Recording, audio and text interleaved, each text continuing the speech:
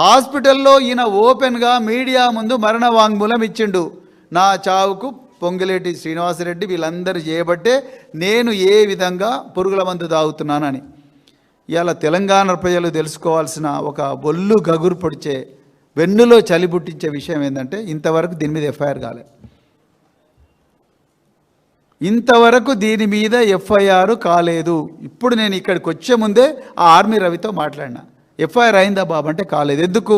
నేను మంత్రి గారి పేరు చెప్పినా అని చెప్పి స్థానిక ఏసీపీ ఆ తిరుపతి రెడ్డి గారు నా ఎఫ్ఐఆర్ తీసుకోవడం లేదు, నా కంప్లైంటే తీసుకోవడం లేదు, కంప్లైంట్ తీసుకోకపోతే ఎఫ్ఐఆర్ కాదు.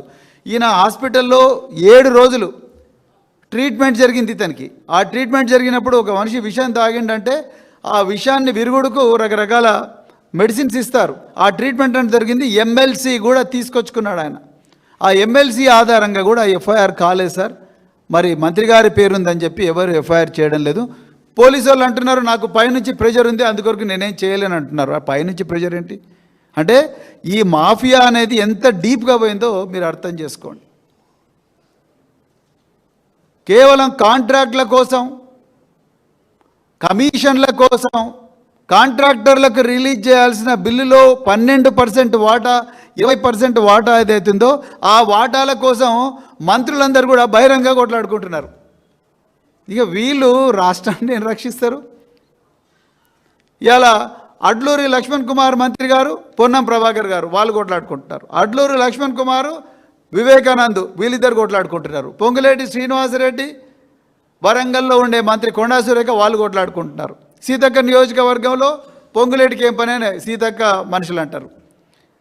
వీళ్ళిద్దరూ ఉన్నారా మరి నేనెందుకు లేనని చెప్పేసి కొండా సురేఖ అంటారు. అంటే ఇదంతా కూడా కమిషన్ల కోసం, ఇదంతా మీదంతా కాదు, ఇదంతా రాజ్యం నాది, నేనే మొత్తం తీసుకుంటా అని రేవంత్ రెడ్డి అంటా ఉన్నాడు.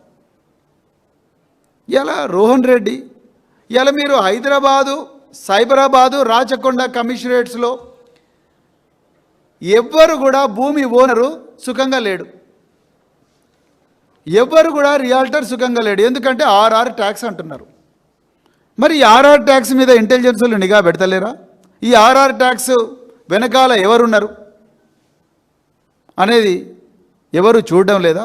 క్రీడా వాళ్ళని అడిగితే తెలుస్తుంది కదా.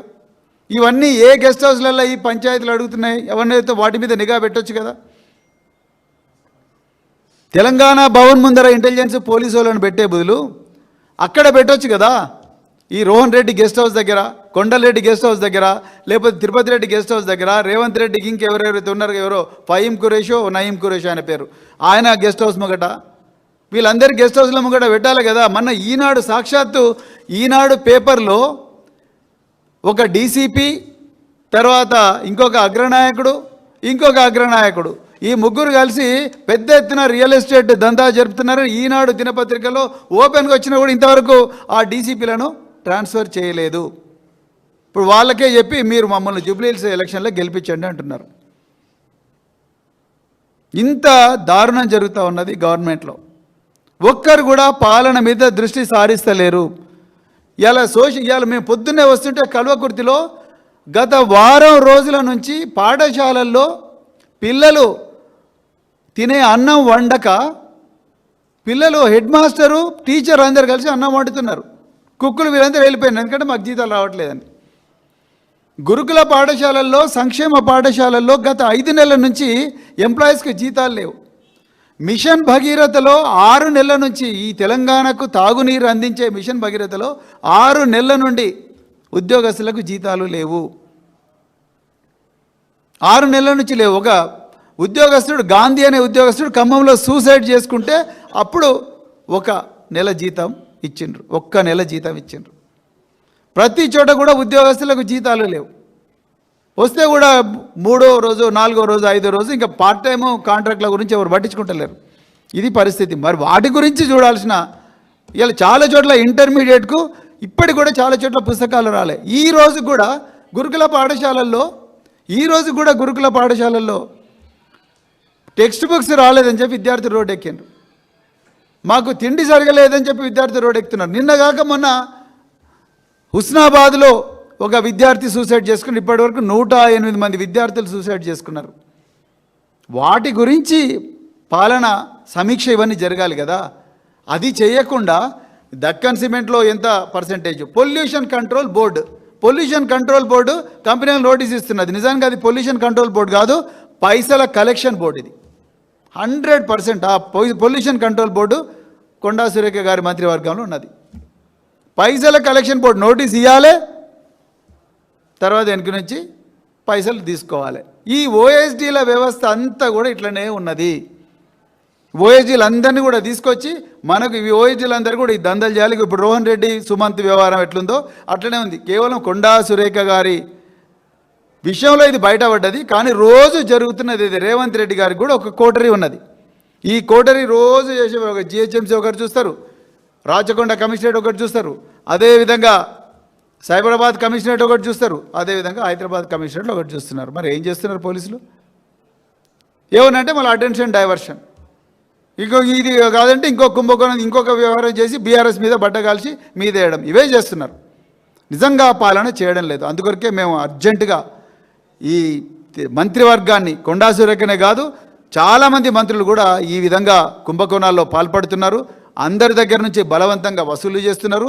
ఈ కమిషన్ల కక్కుర్తి కోసం రకరకాల వ్యక్తులను తుపాకులు పెట్టి బెదిరిస్తున్నారు. ఇంకా ఏం చేసి బెదిరిస్తున్నారో మాకైతే తెలియదు. వీటి మీద పూర్తి స్థాయి విచారణ జరగాలి. కానీ ఒక ముఖ్యమంత్రి అనుచరులే ఈ విధంగా చేస్తున్నారు. రోహన్ రెడ్డి ముఖ్యమంత్రి అనుచరుడు 100%. ముఖ్యమంత్రి అనుచరుడి దగ్గరనే ఈ విధంగా జరుగుతుంటే ఈ రాష్ట్రానికి వేరే హోప్ లేదు. మరి మళ్ళా మనందరి ఏదో సంతోషంగా ఉండడం కోసం మా గాంధేయవాదే ఇప్పుడు రాష్ట్రానికి ఇన్ఛార్జిగా వచ్చిందని చెప్పేసి మీనాక్షి నటరాజన్ గారిని ముందర పెట్టి, సో మీనాక్షి గారు అట్లన్నారు ఇట్లన్నారు. మరి రాష్ట్రాన్ని పాలిస్తున్నది మీనాక్షి నటరాజనా, లేకపోతే ప్రజలు ఎన్నుకోబడ్డ ముఖ్యమంత్రి, లేకపోతే ఎవరు పరిపాలిస్తున్నది ఏమాత్రం కూడా క్లారిటీ లేదు. అందుకొరకు ఈ రాష్ట్రాన్ని పాలించే నైతిక అర్హత ఈ రేవంత్ రెడ్డి ప్రభుత్వం కోల్పోయింది. అర్జెంటుగా దీన్ని బర్తరఫ్ చేయాలని చెప్పేసి మేము తెలంగాణ గవర్నర్ను డిమాండ్ చేస్తున్నాం. అదేవిధంగా తెలంగాణ ప్రజలు జూబ్లీహిల్స్ ఎన్నికల సందర్భంగా కూడా ఒక మాట చెప్పదలుచుకున్నాను నేను. జూబ్లీహిల్స్ ఎన్నికల సందర్భంగా మీరు చూస్తున్నారు ఇప్పుడు ఈ డక్కన్ సిమెంట్స్ రకరకాల వ్యవహారాల్లో ఏదైతే ఈ దందాలు జరుగుతూ ఉన్నాయో, ఈ తుపాకులు పెట్టించి మరి కమిషన్లు లాగే వ్యవహారం ఏదైతుందో, వినకపోతే కాల్చి చంపే వ్యవహారం ఏదైతుందో మీరు చూసిండ్రు. మెదక్లో సంగారెడ్డి దగ్గర కాంగ్రెస్ నాయకుడిని తుపాకులతో కాల్చేసిండ్రు గ్యాంగ్స్టర్స్. అదేవిధంగా ఇబ్రహీంపట్నం ఏరియాలో కూడా గ్యాంగ్స్టర్స్ తుపాకులతో కాల్చేసిండ్రు. అంటే ఈ గ్యాంగ్ల పాలన ఎక్కువైపోయింది. దీని వెనక మరి మంత్రులు గాడ్ ఫాదర్లుగా వ్యవహరిస్తూ ఉన్నారు. అందుకొరకు ఈ గ్యాంగ్స్టర్ల పాలన, ఈ మాఫియా పాలన పోవాలి. మరి ఈ జూబ్లీహిల్స్ ఎలక్షన్లో తప్పకుండా ప్రజలు సముచితమైన నిర్ణయం తీసుకోవాలి. లేకపోతే మాత్రం ఈ గ్యాంగ్స్టర్లు రేపొద్దున జూబ్లీహిల్స్ ఒక్కటే కాదు తెలంగాణ అంతా కూడా మరి వ్యాపిస్తారు. తెలంగాణ అంతా కూడా వీళ్ళు స్వైర విహారం చేస్తారు. దాని తర్వాత ప్రజల జీవితాలకు ఏమాత్రం కూడా భద్రత ఉండదు అనేదే మరి చెప్తూ, అందుకొరకు మరొక్కసారి ఈ తెలంగాణలో మరి జరుగుతున్న ఈ దుర్మార్గపు మాఫియా పాలన ఏదైతుందో ఈ మాఫియా పాలనను అంతమందించాలని చెప్పేసి ప్రజలకు పిలిపిస్తూ మరొకసారి ఈ ప్రత్యేకమైన మీడియా సమావేశానికి వచ్చిన మీడియా మిత్రులందరికీ కూడా హృదయపూర్వక ధన్యవాదాలు చెప్తూ జై తెలంగాణ. తప్పకుండా గవర్నర్ లెటర్ కలుస్తాం. ఎందుకంటే మరి గ్యాంగ్స్టర్లు ఈ విధంగా చేస్తుంటే మరి ఇక వేరే హోప్ ఏమున్నది? ముఖ్యమంత్రి హోంమంత్రి ఇద్దరు ఒకటే. మరి ముఖ్యమంత్రి హోంమంత్రి ఇద్దరు ఒకటేనప్పుడు ఇంకా ఈయన నుంచి ఏం ఎక్స్పెక్ట్ చేయగలం మనం? ఇప్పుడు ఆ రోహిన్ రెడ్డి అనే వ్యక్తి ముఖ్యమంత్రికి అత్యంత సన్నిహితమైన వ్యక్తి. మరి ఆయన గెస్ట్ హౌస్లోనే తుపాకులు పెట్టి భయపెట్టిస్తూ ఉంటే ఇంకా వేరే హోప్ ఎక్కడుంది చెప్పండి? మరి ఓటేసి గెలిపించిండ్రు ప్రజలు, గెలిపించిన తర్వాత కూర్చోబెట్టిండ్రు, క్యాబినెట్లో కూర్చొని తీసుకోవాల్సిన నిర్ణయాలు ఏమిటి? వీళ్ళు ఏంది ఈ మాఫియా గ్యాంగ్ మెంబర్లందరూ కూర్చొని క్యాబినెట్లో కూర్చొని ఏం డిస్కస్ చేస్తారు? ఇదేనా ఈ రాష్ట్ర ప్రజలు కోరుకున్నది?